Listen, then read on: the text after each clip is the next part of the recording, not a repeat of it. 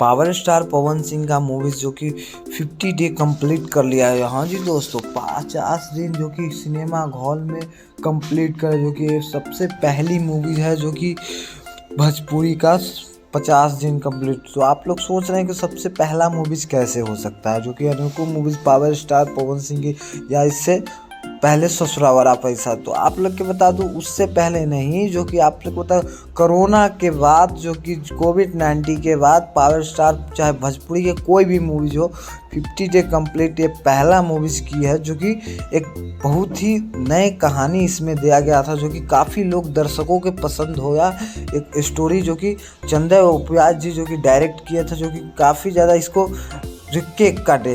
तो आप लोग बता दो चंदे उपाध्याय जी का मूवीज़ जो कि काफ़ी लोगों को पसंद है। आप लोग को बता पार्ट 2 भी, सीक्वल 2 भी इसका बनने वाला है, जो कि बर्थडे इसको केक काटे और अनाउंसमेंट किया गया, तो सब लोग किए गए। तो आप लोग कैसा लगा वीडियो कमेंट कर जरूर बताएं। नेक्स्ट वीडियो में फिर मिलते हैं, टाटा बाय।